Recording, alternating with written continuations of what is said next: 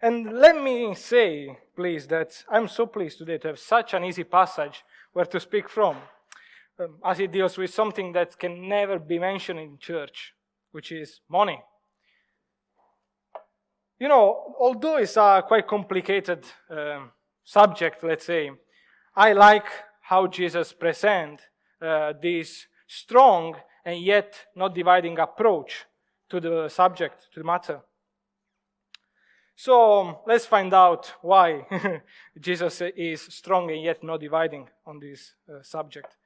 In verse 19 and 20, in the first part of the passage that we have just read, Jesus said this: "Do not store up for yourselves treasures on earth, where moths and vermin destroy, and where thieves break in and steal.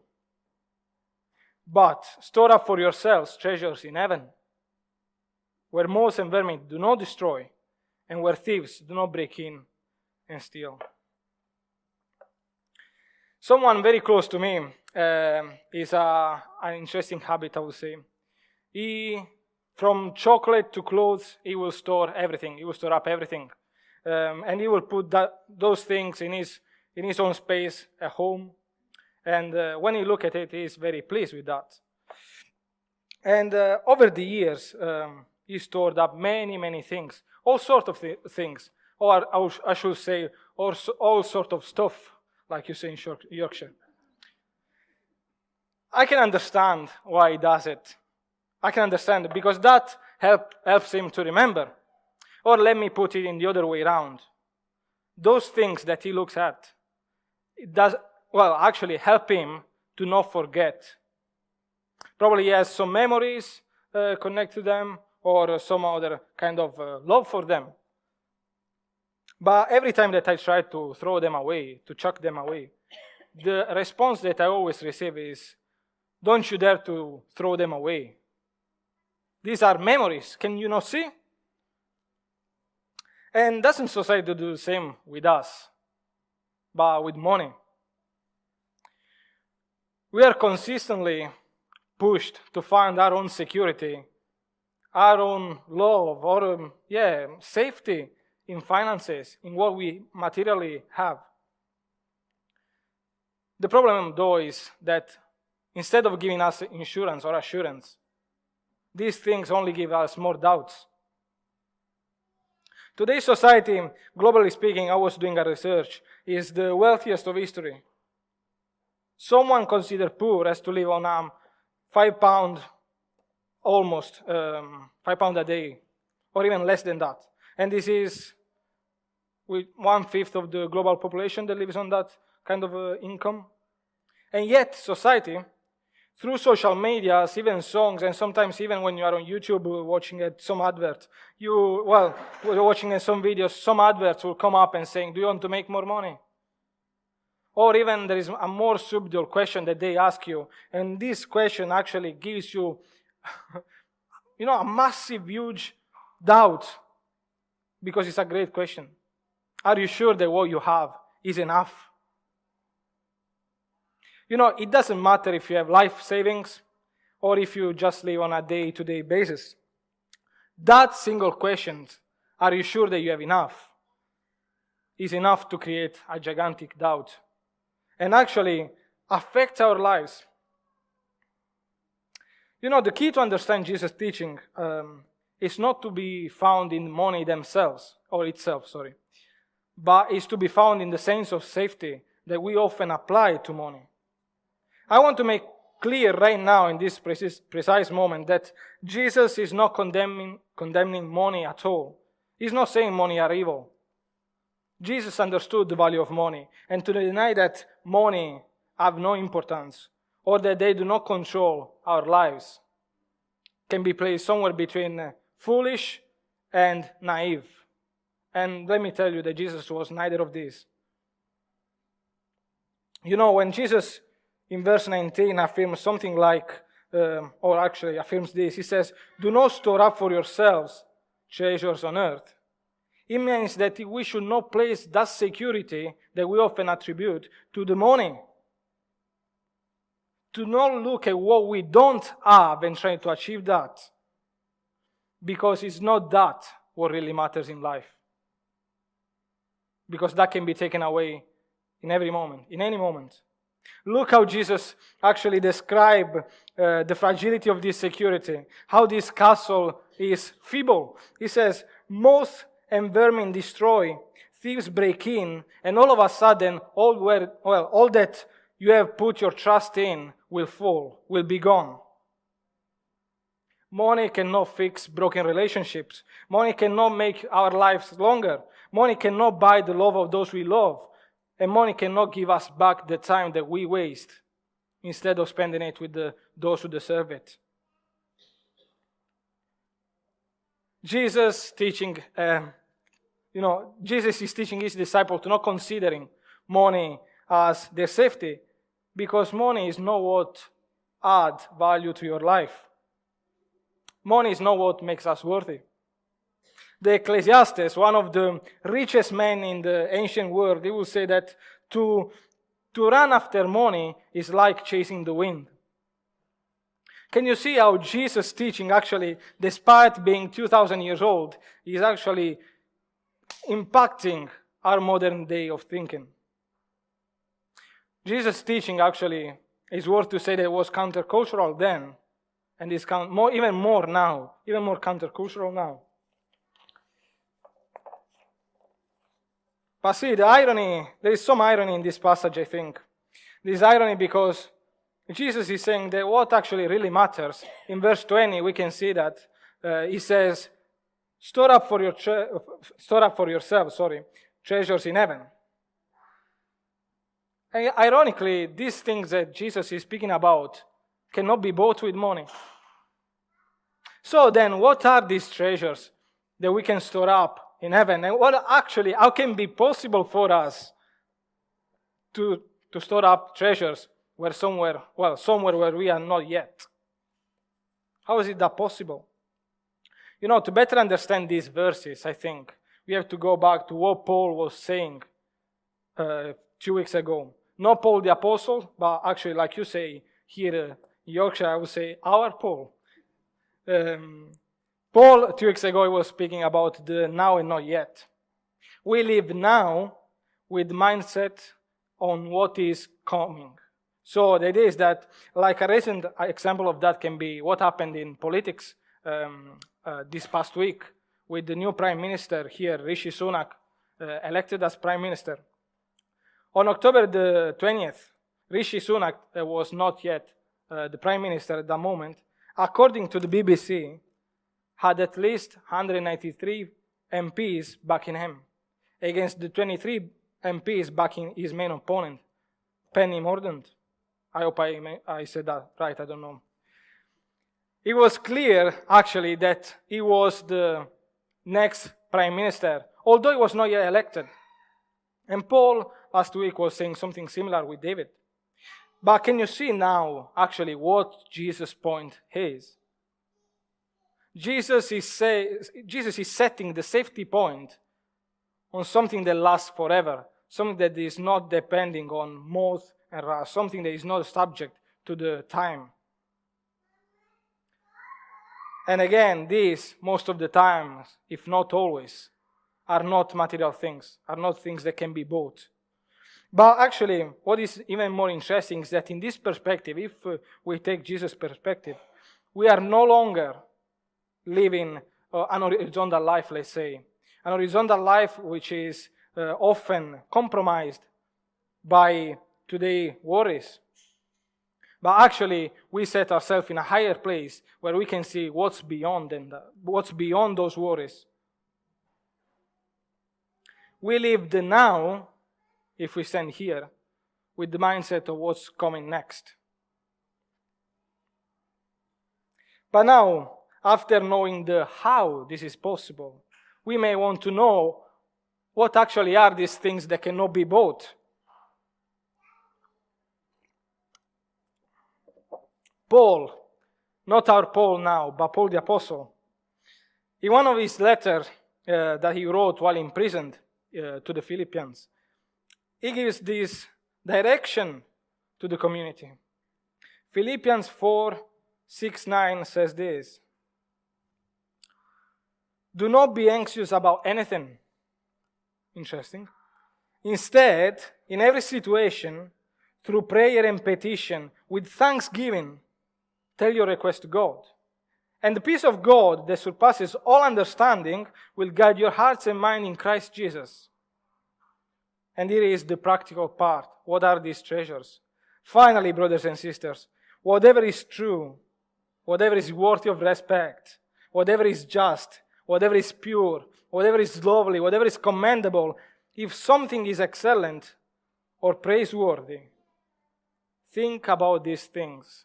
Where to think is not to be intended only about, oh, these are nice things. To think actually means to put into practice these things.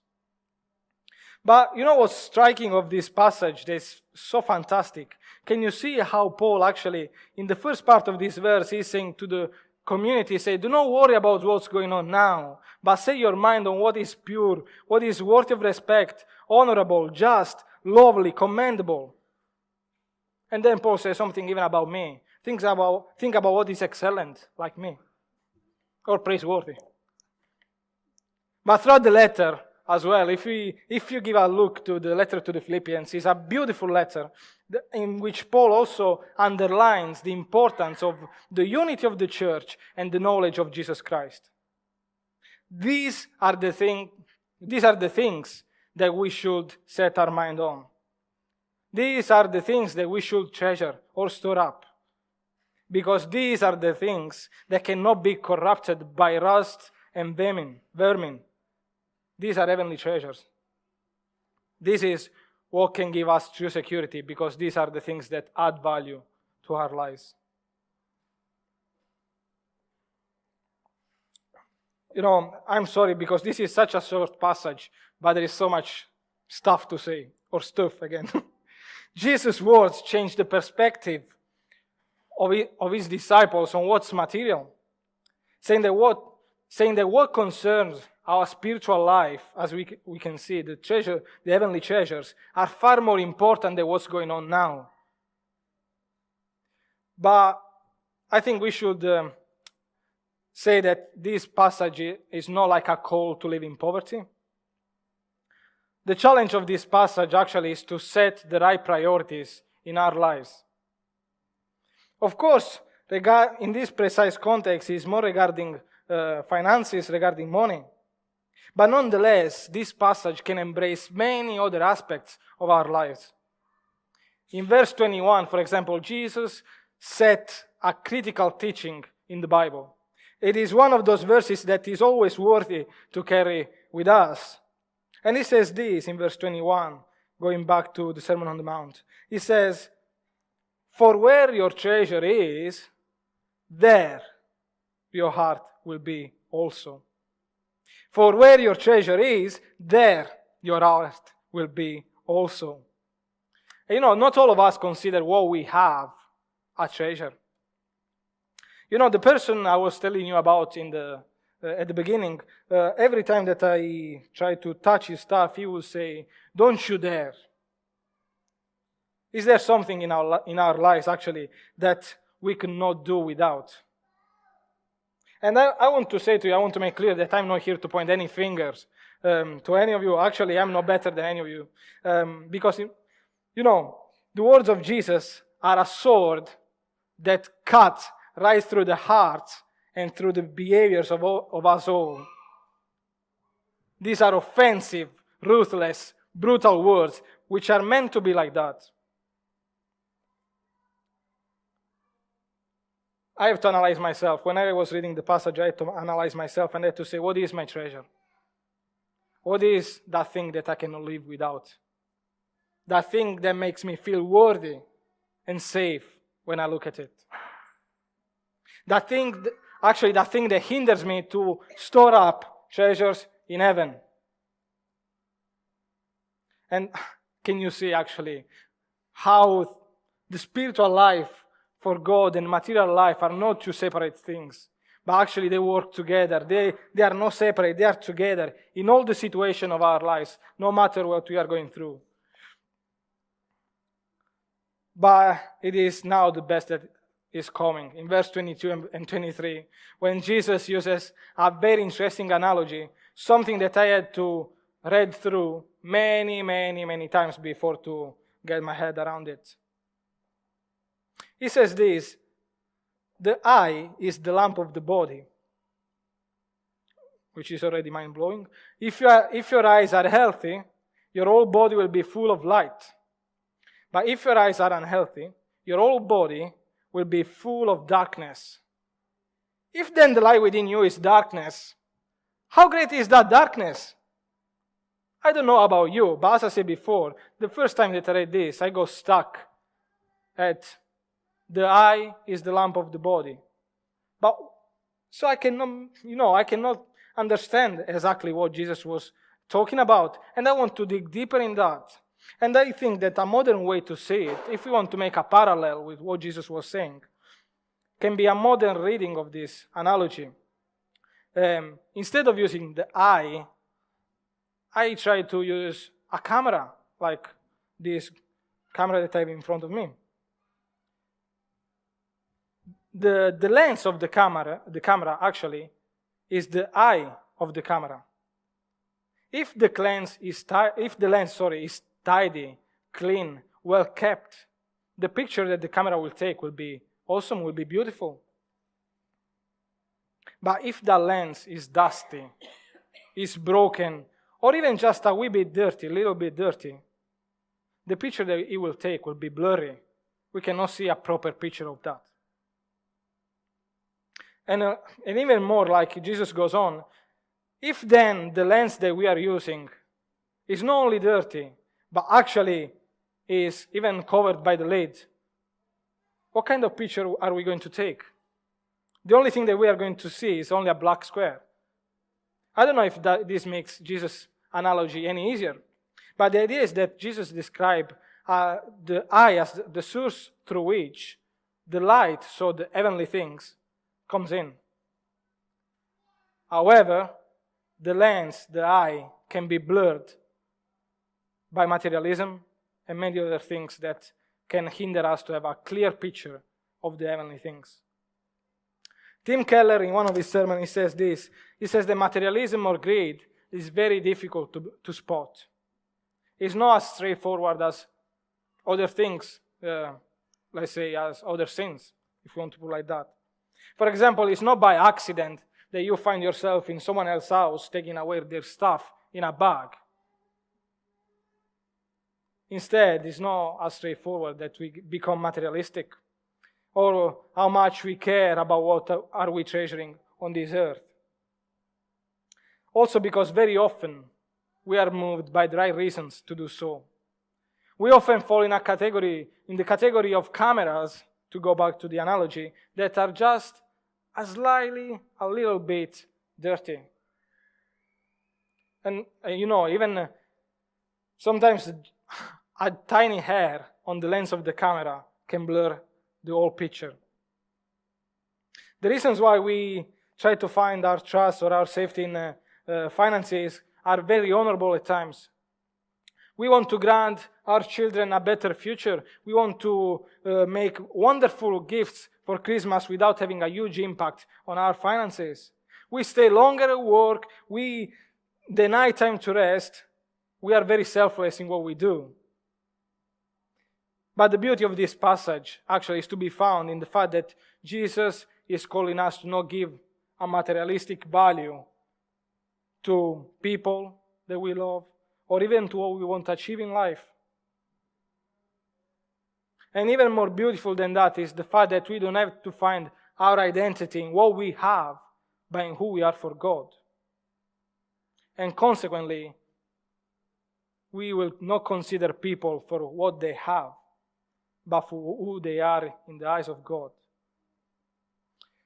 I want to make a question, which is very brutal. If we had to value everything that we have here, if we had to put all the things that we have together in one big thing, what the value of that sum will be? And I want to tell you something, that whatever the sum will be, it will be null, the value.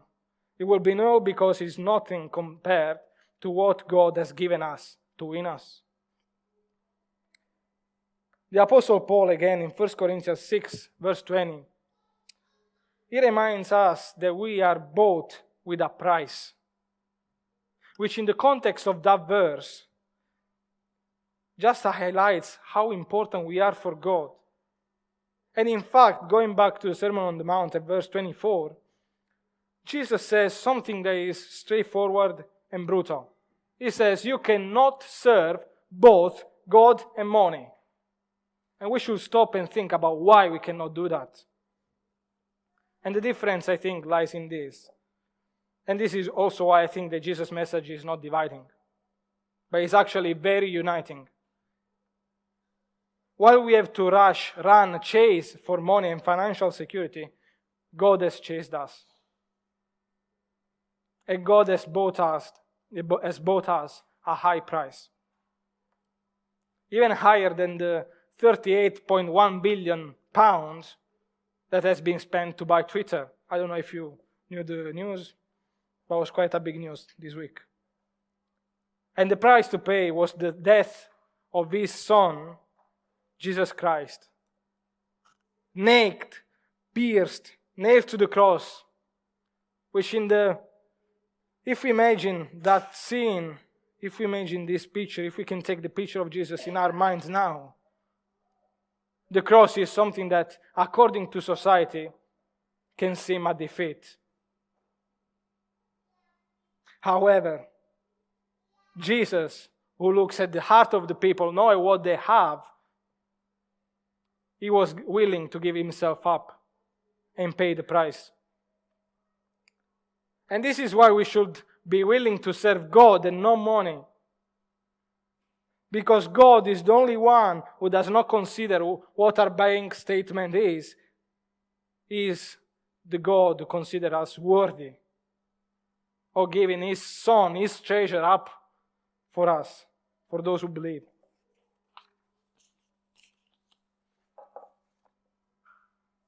And if you want to consider how practical this passage is, again, the Apostle Paul says this in 1 Timothy 6, and verses 17 and 18, when he's directing Timothy, his pupil. He says this: command those who are rich in this present age, or in this present world, to not be arrogant, nor to put their hope in wealth, which is so uncertain, but to put their hope in God, who richly provides us with everything for our enjoyment. Command them to do good, to be rich in good deeds, and to be generous and willing to share.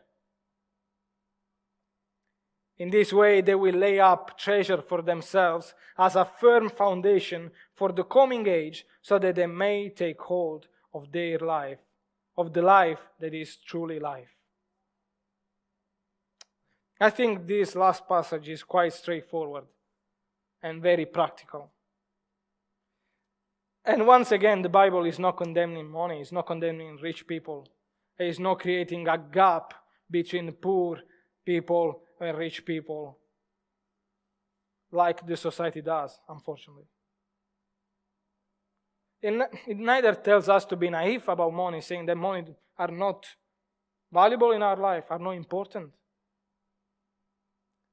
But it challenges us to not find our safety in what we have, in material possession, because they can be taken away at any moment. They will not add value to our life.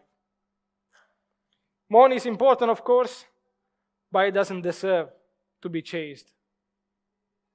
Jesus, who paid the highest price to win you and me, actually, is worthy to follow. And like this series is called, His words are worthy to be lived by. Earlier on, we were singing these wonderful hymns that I just want to go back to, and then this will be the word of God for us, which says, riches I heed not, nor vain, empty praise. Thou, my inheritance, now and always. Thou and thou only, first in my heart. High King of heaven, my treasure, thou art. May God bless us.